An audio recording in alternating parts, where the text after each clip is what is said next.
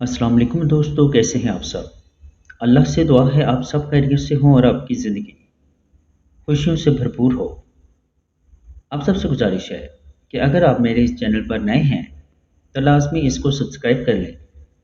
अगर आपको वीडियो अच्छी लगे तो लाइक के बटन को भी ज़रूर प्रेस कर दें। आई होप आप सब मुझे ज़रूर सपोर्ट करेंगे। तो मज़ीद खौफनाक स्टोरीज़ के लिए जुड़े रहिए मज़ीद हॉरर वॉइस के साथ और हमारी हॉरर फैमिली का हिस्सा बने रहिए। बहुत शुक्रिया दोस्तों। बढ़ते हैं आज की स्टोरी की जानिब। दोस्तों कहते हैं कुछ इमारतें वक्त के साथ पुरानी नहीं होती, बल्कि अपने अंदर वो वक्त कैद कर लेती हैं जिसमें कोई जुल्म, कोई हादसा या कोई चीख दब कर रह गई हो। आज की कहानी हमें ले जा रही है लाहौर के मुज़ाफ़ात में मौजूद एक ऐसे स्कूल में जो 15 साल से बंद है, लेकिन बंद होने के बावजूद वहाँ हर रात हंसी, रोने और चीखने की आवाज़ें सुनाई देती हैं। आइए सुनते हैं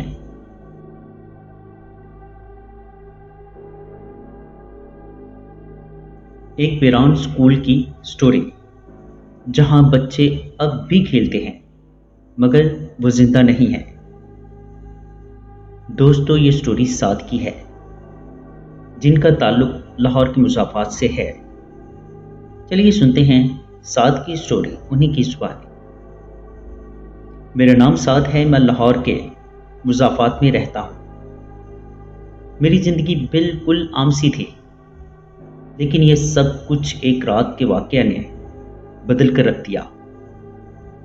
आज जब मैं ये सब कुछ लिख रहा हूँ तो मेरे हाथ कांप रहे हैं। शायद आपको लगे कि मैं वहम का शिकार हूँ, लेकिन अगर आप मेरी जगह होते तो कभी जिंदगी भर ये नहीं कह सकते थे कि ये सिर्फ एक वहम था। हमारे मोहल्ले में एक पुराना स्कूल था जो तकरीबन 15 साल से बंद हो गया था। कहा जाता था कि एक हादसे के बाद हुकूमत ने इसे हमेशा के लिए बंद कर दिया। पुरानी इमारत आधी टूटी हुई, खिड़कियां चिकनाचूर, दरवाजे जंग आलूद और चारों तरफ घास फूस ने उसे ढांप रखा था। दिन के वक्त भी वो जगह अजीब सा खौफ देती थी। अक्सर बच्चे वहां खेलने जाते मगर कुछ ही देर में भाग आते। मोहल्ले के बुजुर्गों का कहना था कि उस स्कूल में बच्चों की आवाज़ें अब भी गूंजती हैं। रात को अक्सर करीब से गुजरने वाले लोगों को हंसी, रोने और चिल्लाने की आवाज़ें सुनाई देती हैं। मैंने कई बार सुनी, मगर हर बार अपने आप को कायल कर लिया कि यह सिर्फ मेरा वहम है। एक रात दोस्तों के साथ बैठे महफिल जमी थी। वही पुरानी बातें निकल आईं। कौन उस वीरान स्कूल के अंदर जा सकता है? सब ने एक दूसरे को चैलेंज दिया, मगर कोई आगे ना बढ़ा। आखिरकार मुझे जोश आ गया। मैंने कहा मैं जाऊंगा और सबूत के साथ वापस आऊंगा। दोस्तों ने हंसी मजाक में मेरा साथ दिया, लेकिन दिल ही दिल में मैं भी थोड़ा घबरा गया। तय ये हुआ कि मैं अगली रात स्कूल के अंदर जाऊंगा और मोबाइल पर सब रिकॉर्ड करूंगा। अगली रात जब 12 बजे का वक्त करीब आया तो मैंने अपना मोबाइल, टॉर्च और एक पानी की बोतल ली। दिल धड़क रहा था, लेकिन एक जिद भी थी। स्कूल के दरवाजे पर पहुंचा तो हवा बिल्कुल बंद थी। ऐसा लग रहा था जैसे किसी ने वक्त रोक दिया हो। जंग आलूद दरवाजा धकेल कर अंदर दाखिल हुआ। जैसे ही मैंने कदम रखा तो अजीब सा बोझ महसूस हुआ। खामोशी इतनी गहरी थी कि अपनी सांसों की आवाज भी मुझे सुनाई दे रही थी। क्लासरूम की किताब खाली थी। टूटी हुई कुर्सियां, ब्लैक बोर्ड पर अब भी चाक के डब्बे मौजूद थे। मैंने मोबाइल ऑन किया और रिकॉर्डिंग शुरू कर दी। अचानक एक कमरे में से हंसी की आवाज आई, जैसे बच्चे खेल रहे हों। मैं साकित हो गया। आवाज बिल्कुल वाज़ेह थी। दिल चाहा फौरन यहां से भाग जाऊं, मगर मैंने हौसला किया और टॉर्च जलाकर उस कमरे की तरफ बढ़ा। अंदर कुछ भी ना था, बस दीवारों पर पुराने बच्चों की तस्वीरें और धुंधली तहरीरें लिखी थी। जैसे ही मैं आगे बढ़ा, हर तरफ से सरगोशी आने लगी। उस्ताद जी, मैंने काम किया है, मुझे ना मारे, पानी पानी। ये आवाज़ें इतनी हकीकी थी कि मेरे पैरों के तले से ज़मीन खिसक गई। मोबाइल हिलने लगा, मेरा सांस तेज हो गया। मैं स्कूल के खेल के मैदान की तरफ गया।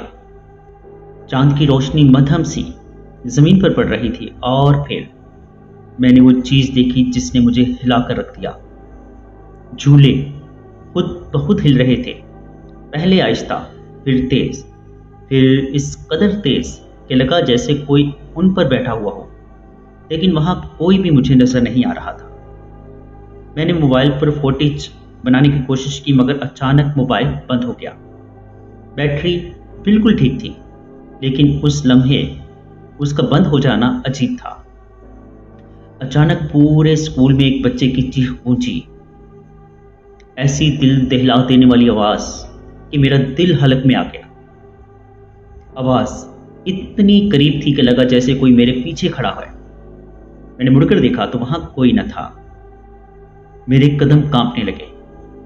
मैंने दौड़ने की कोशिश की, लेकिन पांव जैसे जमीन के साथ चिपक गए हों। उसी लम्हे एक कमरे की खिड़की के पीछे एक साया हरकत करता हुआ दिखाई दिया। किसी बच्चे की मालिक था। मैंने टॉर्च उस पर डाली, मगर वहां अब कुछ न था। अब मेरा दिमाग काम करना छोड़ रहा था। हर तरफ सिर्फ अंधेरा, टूटी खिड़कियों की चिरचिराहट और अनदेखी आवाजें। जब मैं स्कूल के मरकजी हाल में पहुंचा तो वहां मंजर नाकाबिले यकीन था। फर्श पर छोटे छोटे कदमों के निशान थे, जैसे अभी अभी बच्चे भागे हों। और फिर अचानक एक साथ बीसियों बच्चों की चीखें बुलंद हुई, ऐसी चीखें जो दिलो दिमाग को फाड़ कर रख दी। मैंने अपने कान बंद किए, आंखें बंद कर ली और पूरी ताकत से दौड़ लगा दी, मगर स्कूल का दरवाजा कहीं दिखाई नहीं दे रहा था। बस चीखें, साए और अंधेरा। मेरा दिल जोर जोर से धड़क रहा था। मैं अंधेरे में दौड़ रहा था, मगर वही स्कूल का सहन बार बार सामने आ रहा था। चीखें थी कि रुकने का नाम नहीं ले रही थी, कभी करीब कभी दूर। मैंने दरवाजा ढूंढने की पूरी कोशिश की, मगर हर बार एक नई दीवार सामने आ जाती, जैसे स्कूल की इमारत जिंदा हो और मुझे जाने नहीं देना चाहती हो। पसीना मेरे माथे से बह रहा था और सांस फूल चुकी थी। अचानक एक दरवाजा खुद ब खुद खुला। अंदर झांका तो लग रहा था जैसे प्रिंसिपल का कमरा हो। मैं अंदर दाखिल हुआ और दरवाजा पीछे से जोर से बंद हो गया। कमरा बोसीदा मगर अजीब सा लग रहा था। मेज पर रजिस्टर खुले हुए थे। मैंने एक रजिस्टर उठाया। सफ़े पर नाम लिखे थे और हर नाम के आगे एक निशान, कुछ पर हाजिर, कुछ पर गायब और कई पर एक सुर्ख दायरा। अचानक मेरी नज़र एक सफ़े पर पड़ी। उस पर मेरा नाम दर्ज था, 7 आज की रात। मेरी रूह कांप गई। ये किसने लिखा, कैसे और क्यों, मेरा नाम ही क्यों? कमरे की दीवार पर एक टूटा हुआ आईना लगा था। मैंने जैसे ही उसमें देखा तो मेरे होश उड़ गए। आईने में मेरा अक्स मौजूद नहीं था, बल्कि वहां एक छोटा बच्चा खड़ा था। उसकी आंखों से खून बह रहा था और वो मुस्कुरा रहा था। उसने होंठ हिलाए, जैसे कह रहा हो, हमें छोड़ क्यों गए? मैंने पीछे मुड़कर देखा तो कमरा खाली था, मगर आईने में वो बच्चा अब भी मौजूद था। अचानक पूरे स्कूल में हलचल मच गई, जैसे सैकड़ों बच्चे एक साथ भाग रहे हैं। मैंने खिड़की से बाहर देखा। खेल के मैदान में दर्जनों बच्चों के साए दौड़ते हुए नजर आए। उनके चेहरे नजर नहीं आ रहे थे, बस साए थे। फिर एक लड़की की आवाज आई, उस्ताद जी, हमें ना मारे। यह आवाज इतनी दर्दनाक थी कि मेरे आंसू निकल आए। मैंने पहली बार महसूस किया कि यह सिर्फ आसेब नहीं, बल्कि शायद किसी पुराना जुल्म, कोई खौफनाक हकीकत जो अब भी इन दीवारों में कैद है। मैंने रजिस्टर के औरा पलटने शुरू किए। वहां एक हादसे का जिक्र था। लिखा था 2008, आग, बच्चे, क्लासरूम में कैद, सब जल गए। मेरे हाथ कांप गए। ये स्कूल वाकई एक हादसे की जगह थी।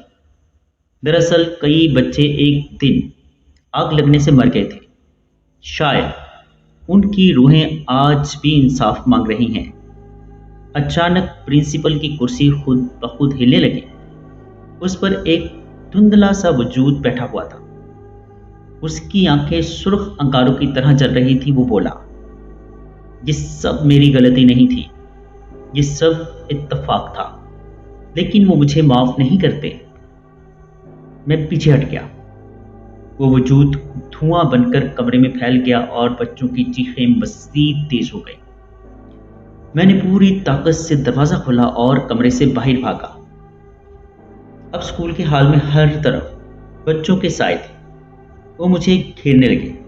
कोई मेरा हाथ पकड़ता, कोई मेरा बाजू। उनके लम्स से सर्दी की लहर मेरे जिस्म में दौड़ जाती।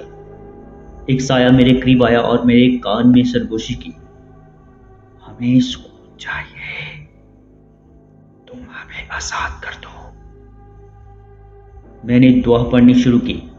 सूरह फातिहा, आयतुल कुर्सी, जो याद था सब पढ़ लिया।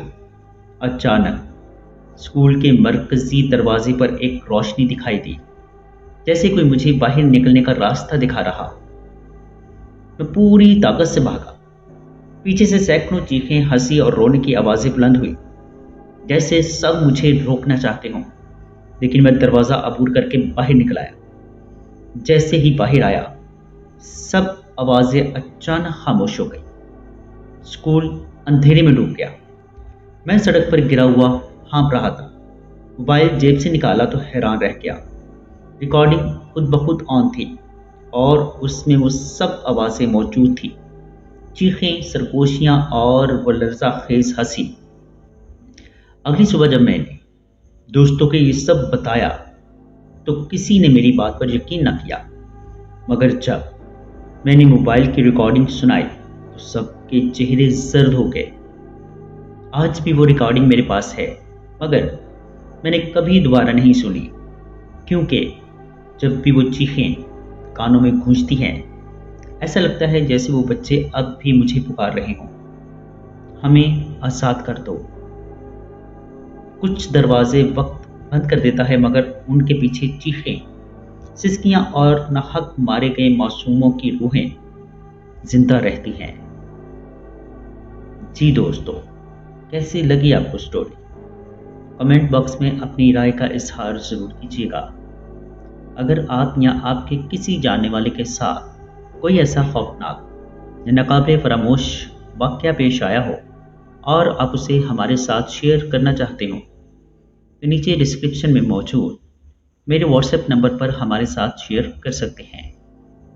अपना और अपने घर वालों का बहुत सा ख्याल रखिएगा। मुझे और मेरे घर वालों को अपनी खुसूसी दुआओं में याद रखिएगा। अल्लाह ने चाहा तो मिलते हैं किसी और खौफनाक स्टोरी में। तब तक के लिए अल्लाह हाफिज़।